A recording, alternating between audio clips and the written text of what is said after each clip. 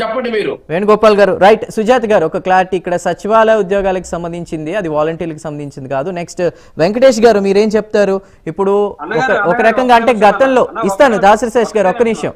వెంకటేష్ గారు కూడా చాలా సమయం నుంచి వెయిట్ చేస్తున్నారు. వెంకటేష్ గారు, గతంలో వైఎస్ఆర్సీపీ ప్రభుత్వం అంటే ఎన్నికలకి ముందు ఏం చెప్పింది? మద్యపాన నిషేధం చేస్తాను, అదే రీసెంట్ గా కూడా మద్యపాన నిషేధం చేశాకే 2024 ఎలక్షన్స్ కి సంబంధించి అడుగు పెడతానంటూ కూడా జగన్ మాట్లాడినటువంటి పరిస్థితి. కానీ ఇప్పుడు వేణుగోపాల్ గారు చెప్తున్నట్లు దశల వారీగా దీన్ని నియంత్రిస్తాం అన్నాం కానీ నిషేధం ఎక్కడ చెప్పలేదు అనేది జగన్ చెప్పారంటూ కూడా ఆయన చెప్తున్నారు. వెంకటేష్ గారు మీరేమంటారు? సార్, సోషల్ మీడియాలో జగన్మోహన్ రెడ్డి గారు ఏం మాట్లాడారు, అలాగే రోజా గారు మాట్లాడారు మద్యపాన నిషేధం గురించి అనేది ఎవరు జస్ట్ యూట్యూబ్ లోకి వెళ్ళి సెర్చ్ చేసినా వచ్చేస్తుంది.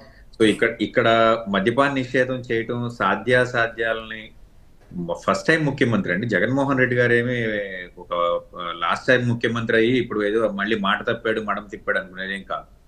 ముఖ్యంగా ఏంటంటే మద్యపాన నిషేధం, ఈ మద్యపాన నిషేధం మీద వచ్చేటువంటి ఇన్కమ్, ఆ ఇన్కమ్ కి అగెనిస్ట్ గా ప్రజలకు ఇస్తున్నటువంటి ఈ ఫ్రీబీస్ ఏవైతే ఉన్నాయో ఇవన్నీ కూడా ఇవ్వాల్సినటువంటి పరిస్థితి.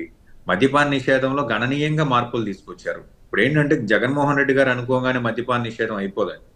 మద్యపాన నిషేధం చేయాలి అని అంటే ఇప్పుడు ఇది మనం ఎన్టీఆర్ హయాంలో ఏం లేదు. రేపటి నుంచి మద్యం దొరకదనగానే ఇవాళ మొత్తం అన్ని షాపులు మూసేసే పరిస్థితి కాదు. అదిగాక ఏంటంటే గణనీయంగా మద్యం యొక్క వినియోగం పెరిగిపోయింది. ఒకవేళ ఇక్కడ మనం క్లోజ్ చేసినట్లయితే మన పక్కనే ఉన్నటువంటి బోర్డర్స్ లోకి వెళ్ళి తాగి వచ్చే పరిస్థితి మనం గతంలో కూడా చూసాం. ఇప్పుడు ప్యానల్లో ఉన్న పెద్దవాళ్ళందరికీ తెలుసు, గతంలో యానంకి వెళ్ళి తర్వాత కర్ణాటక బోర్డర్కి వెళ్ళి మహారాష్ట్ర బోర్డర్కి వెళ్ళి కొంత స్మగుల్ కూడా చేసేవాళ్ళు మద్యం. అయితే ఇక్కడ మనం ఆలోచించాల్సింది ఏంటంటే బెల్ట్ షాపులు పూర్తిగా రద్దు చేయబడినాయి. మీరు రాష్ట్రంలో ఈ 5 సంవత్సరాల్లో ఎక్కడా కూడా ఒక బెల్ట్ షాపు పట్టుకున్నాం అనేటువంటి ఒక న్యూస్ కవరేజ్ అయితే ఏమీ లేదు, కేసులు ఏమీ లేవు. అలాగే చాలా బ్రాండింగ్ మార్పులు కూడా జరుగుతున్నాయి. మద్యపాన నిషేధం, మద్యం ఒక్కసారిగా నిషేధిస్తే పిచ్చెక్కిపోతారు జనాలు.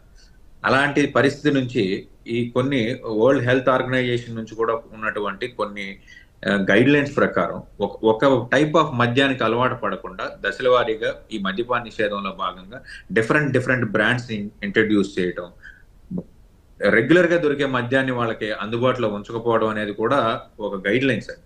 వీటన్నిటిని దృష్టిలో పెట్టుకుని మద్యపాన నిషేధం దశల వారీగా జరిగితే జరగవచ్చు, ఒకవేళ జరగకపోయినా సామాన్యుడికి వచ్చేటువంటి లాస్ ఏం లేదు. ఇక్కడ మనం ఆలోచించాల్సింది ఏంటంటే మనం విభజన ఆంధ్రప్రదేశ్ లో మనం వెన్నుముక విరిగిపోయి ఉంది. దీన్ని మనం మళ్ళీ కూడ తీసుకునేటువంటి ఒక పరిస్థితుల్లో సామాన్యుడు నిలబడాలి. సామాన్యుడు నిలబడాలంటే మనం ఏం అతనికి ఇస్తానన్న ఫ్రీబీస్ విషయంలో ప్రభుత్వం ఏమన్నా మాట తప్పిందా, ఈ విషయాన్ని మనం చూడాలి. తర్వాత సిపిఎస్ రద్దు అంటున్నారు. సుమారుగా 8 లక్షల పైచిలుకు ఉన్నటువంటి గవర్నమెంట్ ఎంప్లాయీస్ కొత్తగా 2 లక్షల పైచిలుకు వచ్చి యాడ్ అయ్యారు. ఈ సిపిఎస్ రద్దు చేయకపోవటం వల్ల గవర్నమెంట్కి వచ్చే లాసే కానీ సిపిఎస్ రద్దు చేస్తే సామాన్య ప్రజల నడ్డి విరిగిపోతుందండి. ఎందుకంటే సిపిఎస్ అనేది పెనుభారం. ఈ పెనుభారాన్ని ప్రజల మీద మోపకుండా ఉంచి ఒక రకంగా సామాన్యుడికి మేలే చేశాడు. గవర్నమెంట్ ఆఫీసర్స్ కి కాస్త బాధ కలిగించే విషయం అయినప్పటికీ కూడా జగన్మోహన్ రెడ్డి జేబులో నుంచి ఏమి డబ్బులు తీసి సిపిఎస్ ఖర్చు పెట్టాల్సిన పరిస్థితి లేదు. ఒకవేళ సిపిఎస్ ఖర్చు పెట్టకపోతే జగన్మోహన్ రెడ్డికి వచ్చే లాభం ఏం లేదు. ఒకవేళ సిపిఎస్ రద్దు చేయాలి అనే చిత్తశుద్ధి ఉన్నట్లయితే చంద్రబాబు నాయుడు గారు రేపు మేనిఫెస్టోలో ఏం చెప్తారో మనం చూసిన తర్వాత మాట్లాడుకుందాం. ఇక మూడో విషయానికి వచ్చినట్టయితే పోలవరం విషయం గురించి చాలా బలంగా మాట్లాడుతున్నారు కూటమి సభ్యులు. పోలవరానికి 2019 నుంచి 2024 వరకు ఖర్చు పెట్టిన అమౌంట్, లేదా వీళ్ళు 1 లక్ష కోట్లు ఖర్చు పెట్టామండి అని మేము చెప్పవచ్చు, కానీ సెంట్రల్ గవర్నమెంట్ యాక్సెప్ట్ చేసి ఈ పనులు జరిగినాయి, ఈ పనుల నిమిత్తం మేము ఎంత డబ్బులు మీకు కేంద్ర ప్రభుత్వం నుంచి రాష్ట్ర ప్రభుత్వానికి ట్రాన్స్ఫర్ చేశామని కేంద్ర జలశక్తి కమిషన్ కానీ ఏదైతే ఉందో పోలవరం రెగ్యులేటరీ అథారిటీ 8,691 కోట్ల రూపాయలు ఈ ప్రభుత్వానికి జమ చేసినటువంటి పరిస్థితి. ఆల్రెడీ నేను చాలా డిబేట్లో చెప్తూనే ఉన్నా, 2014 నుంచి 2019 వరకు అచ్చెన్నాయుడు గారు కానివ్వండి, అలాగే చంద్రబాబు నాయుడు గారు కానివ్వండి, నారా లోకేష్ గారు కానివ్వండి చెప్పిందంటే 80% పోలవరం కంప్లీట్ అయింది, మిగతా 20% పోలవరం కంప్లీట్ చేయడానికి ఈ ప్రభుత్వం మూలుగుతుంది అని చెప్పేసి అని వాళ్ళు కామెంట్ చేస్తూ ఉంటారు. 20% కంప్లీట్ చేయడానికి 8,692 కోట్లు 91 కోట్లు సబ్జెక్టు కరెక్షన్ అనే డబ్బులు అవసరం అవుతాయా? అని డబ్బులు అయితే అవసరమో కదా. అయితే ఇక్కడ మనం చెప్పదలుచుకున్నది ఏంటంటే అంత వాళ్ళు ప్రొజెక్ట్ చేసుకున్నంత పని జరగలేదు. ఇక R&R ప్యాకేజ్ అనేది ముందు పోలవరం డ్యామ్ కంప్లీట్ అయిన తర్వాత R&R ప్యాకేజ్ విషయంలో గత ప్రభుత్వం 25,000 కోట్ల రూపాయలు అక్కడ ఉన్నటువంటి నిర్వాసితులకి కట్టాలి అని చెప్పేసి అనేది ఒక ప్రపోజల్ ఇచ్చింది. దాన్ని ఈ ప్రభుత్వం 15,000 కోట్లకి కుదించి కేంద్ర ప్రభుత్వానికి పంపించింది.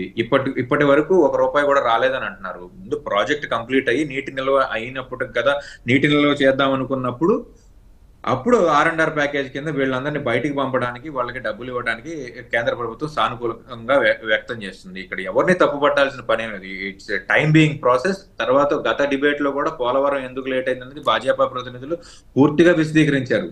అక్కడ ఏదైతే కొట్టుకెళ్లిపోయినటువంటి డ్యామ్స్ ఉన్నాయో వాటన్నిటిని మళ్ళీ పునర్నిర్మించడానికి కొంత సమయం పడుతుంది కాబట్టి కోవిడ్ వ్యవహారాలు, ఈ కోవిడ్ లో 2 సంవత్సరాల టైం పోయింది.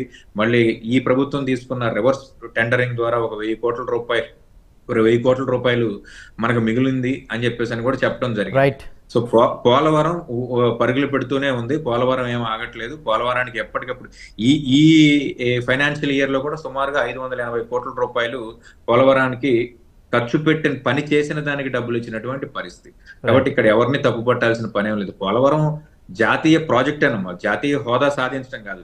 Polavaram it self national project కాబట్టే కేంద్ర ప్రభుత్వం డబ్బులు ఇస్తుంది. దీనిలో ఎక్కడ ఈ రాష్ట్ర ప్రభుత్వ వైఫల్యం ఏమీ లేదు. కేంద్ర ప్రభుత్వం ఆల్రెడీ జాతీయ ప్రాజెక్ట్ గా గుర్తించింది కాబట్టే వీళ్ళకి డబ్బులు ఇస్తుంది. టాపిక్ మళ్ళీ వేరే వెళ్ళిపోతుంది సార్. వెంకటేష్ గారు, ఏదైనప్పటికీ కూడా ఇప్పుడు ఫ్రీ సింబల్స్ లిస్ట్లో ఈ గాజు గ్లాస్ని చేర్చడంతో ప్రజలు కన్ఫ్యూజన్కి గురయ్యే అవకాశం ఉంది. ఇతర పార్టీలకు ఓటు వేసే అవకాశం లేదంటారా? మీరేం చెప్తారు సార్? ఖచ్చితంగా ఉందండి. ఇప్పుడు ఏదైతే 1,000-2,000 ఓట్లు ఎవరైతే కొంచెం ఏజ్డ్ పర్సన్స్ ఉన్నారో, glass symbol Pawan Kalyan symbol ఒకటే అనుకునే ఒక భ్రమలో ఉన్నారో, వీళ్ళందరినీ కూడా ఎడ్యుకేట్ చేయాల్సిన పరిస్థితి అయితే ఉంది. నాకు తెలిసినంత వరకు ఆ పరిస్థితి వాళ్ళు ఉన్న కూటమిలో తెలుగుదేశం వాళ్ళు తీసుకోవాలే కానీ జనసేన పార్టీకి అంత ఆర్గనైజింగ్ గా చేసేటువంటి పరిస్థితి కనిపించట్లేదు. జనసేన పార్టీకి సంబంధించిన స్టార్ క్యాంపెయినర్ జనసేన పార్టీకి సంబంధించిన స్టార్ క్యాంపెయినర్ మీరు చెప్పకూడదండి. వేరే పార్టీ అసమర్థతని మీరు ఎలా చెప్తారు? మా సమర్థత ఏంటో మేము ప్రజల్లోకి ఎలా వెళ్తామో, మేము ప్రజలతో వాళ్ళకి ఎట్లా ఎక్స్ప్లెయిన్ చేస్తామో అదంతా మేము చూసుకుంటాం. జనసేన పార్టీకి అలాగా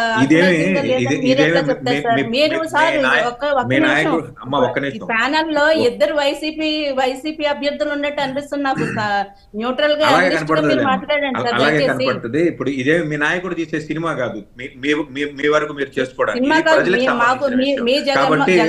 ప్రజలకు సంబంధించిన విషయంలో ప్రతి ఒక్కరు మాట్లాడే రైట్ ఉంటుంది.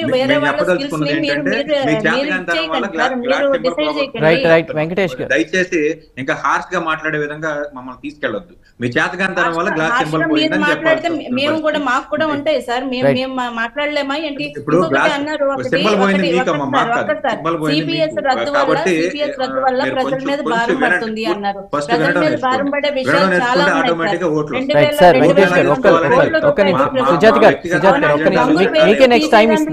ప్రభుత్వం ఖర్చు చేసింది, వేస్ట్ ఖర్చులు చేసింది. ప్రభుత్వ భవనాలకు రంగులు వేసి తీయడానికి 2,200 కోట్లు చేసింది. అలాగే ప్రభుత్వ యాడ్స్ కోసం కొన్ని 100 కోట్లు ఖర్చు చేశారు.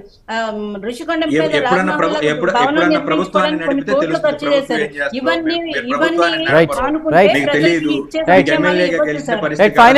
ఫైనల్ గా సుజాత్ గారు, ఏదేమైనప్పటికీ కూడా ఒక రకంగా జనసేన పార్టీకే ఒక రకంగా నష్టం. అంటే ఫ్రీ సింబల్స్ జాబితాలో దీన్ని చేర్చడం వల్ల ఓటర్లు కన్ఫ్యూజ్ గురయ్యే అవకాశం ఉంది. మరి ఇంకా ఎలక్షన్స్ కి రైట్ వెంకటేష్ గారు, ఇంకా ఎలక్షన్స్ కి ఎన్నో రోజులు లేదు కాబట్టి ఇది నెల చివరికి వచ్చేసాం, ఏప్రిల్ నెల చివరికి వచ్చేసాం కాబట్టి ఆల్మోస్ట్ ఇంకా మే 13 ఎలక్షన్స్. చాలా గట్టిగా కూడా ప్రజల్లో చైతన్యాన్ని నింపుతూ ప్రచారాలు చేయాల్సినటువంటి అవసరం జనసేన పార్టీకి ఎంతైనా ఉంది. రైట్, థ్యాంక్ యూ అండి. థ్యాంక్ యూ వేణుగోపాల్ గారు, వెంకటేష్ గారు అండ్ దాసరి శేష్ గారు అండ్ సుజాత